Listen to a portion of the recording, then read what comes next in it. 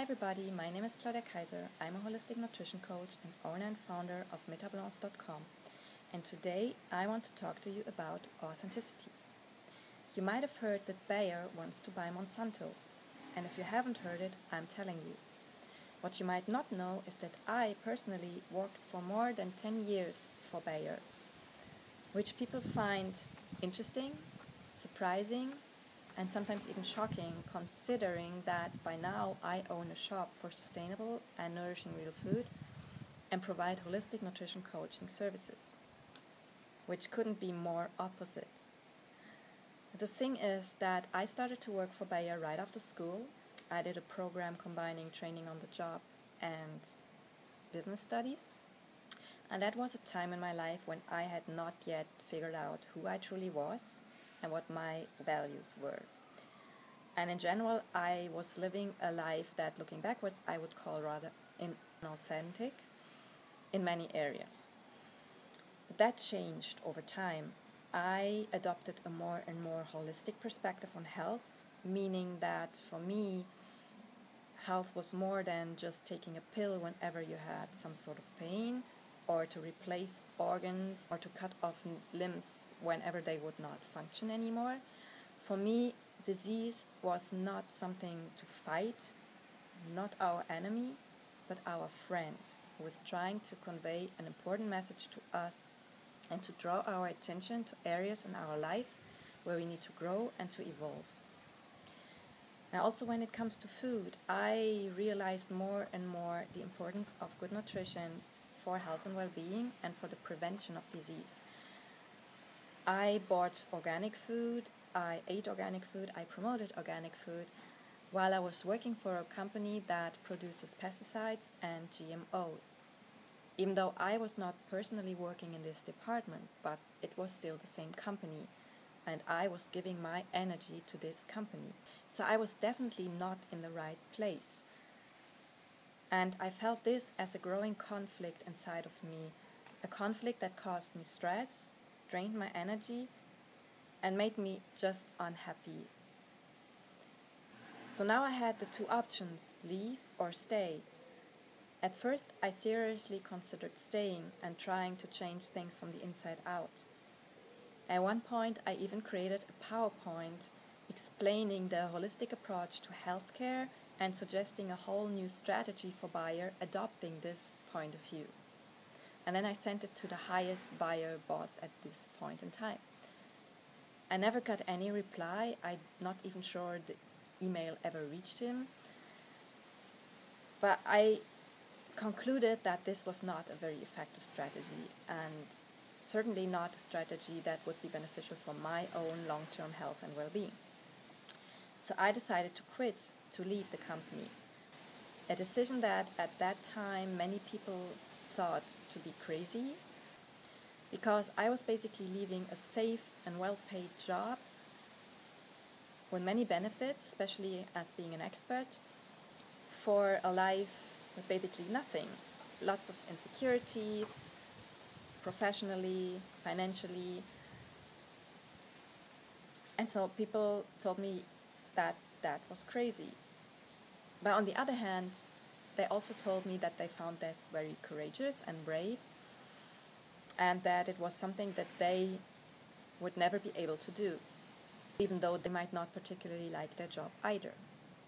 And while it's true that there's been many sacrifices, I can now, looking backwards, reassure you that I gained so much from this experience. And I'm not only talking about the freedom and the flexibility to be your own boss and to be able, for example, to produce a video now in your backyard, but I'm also talking about the fact that you're actually forced to look very deep inside yourself, see who you truly are, what's important to you, and what kind of life you want to create for yourself.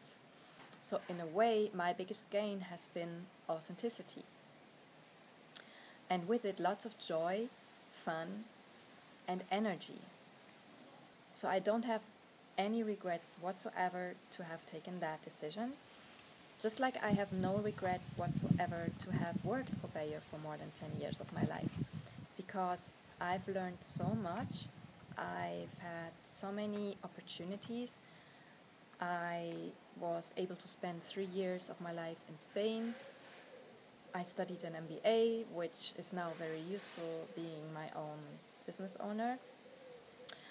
I had to go through sales, which helped me to really become more extroverted and self-assured and communicative.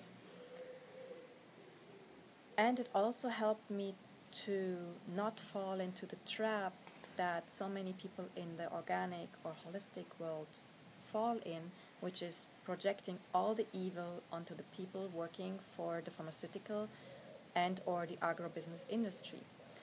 Because I have seen personally how amazing the people that work for these companies are, how they also have your best interest in mind.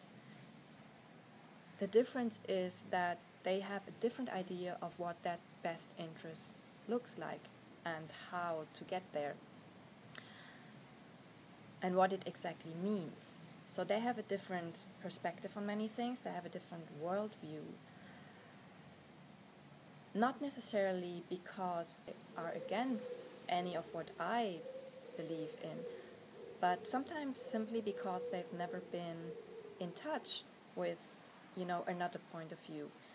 Because if you're working for these kind of companies, you're getting, and sorry for using this word, but you're getting brainwashed a little bit.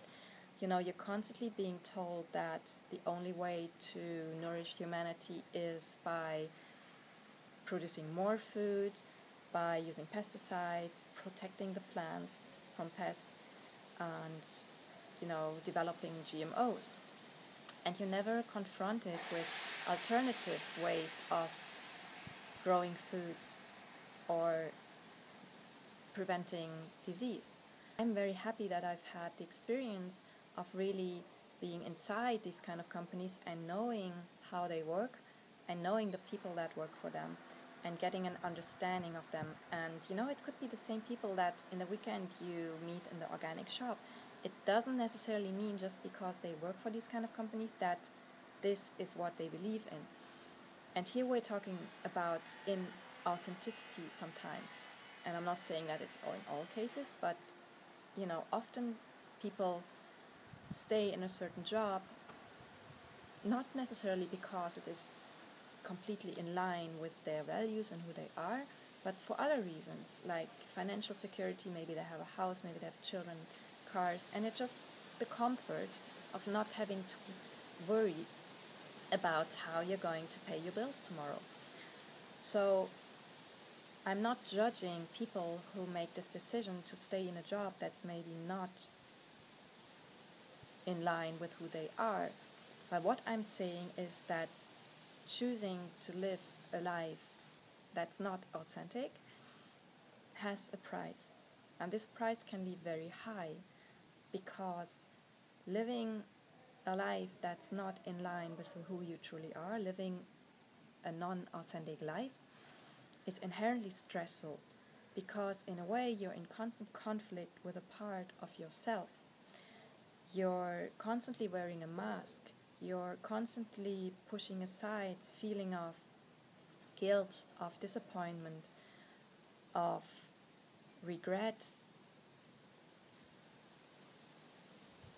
And you're also slowly losing self-respect for yourself, because you deep down inside know that you're not being courageous, that you're not stepping up, that you're not living your true purpose, that you're in a way sacrificing your true purpose for other things. And again, I'm not judging that, I'm just saying that it comes as a price.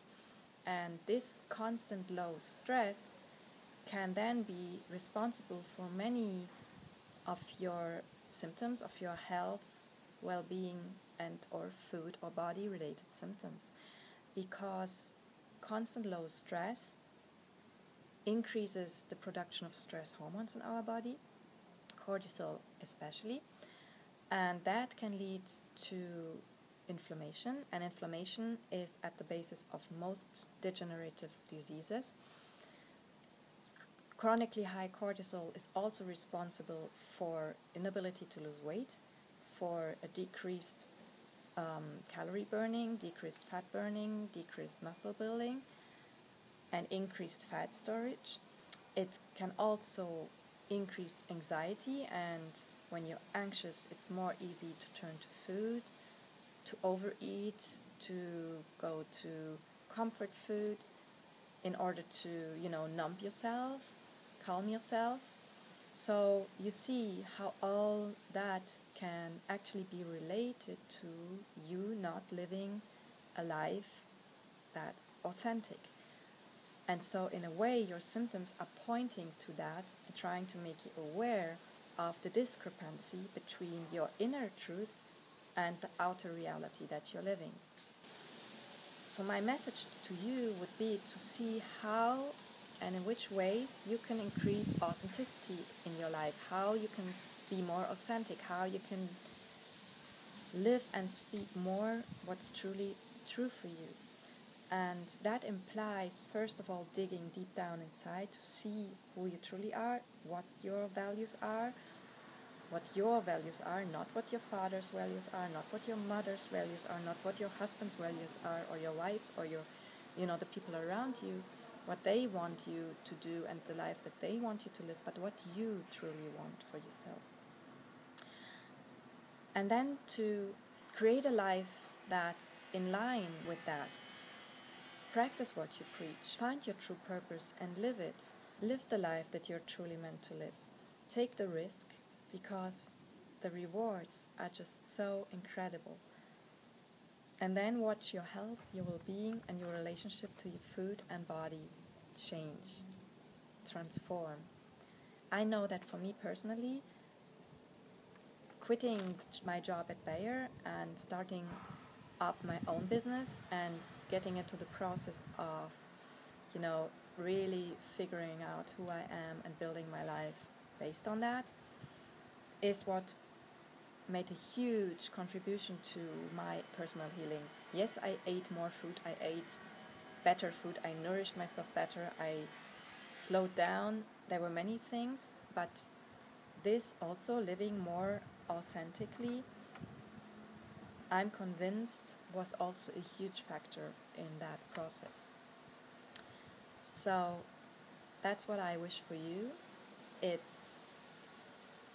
maybe not easy, but it's definitely worth it. And let me reassure you that you can also build a life that's safe and secure and comfortable and at the same time authentic.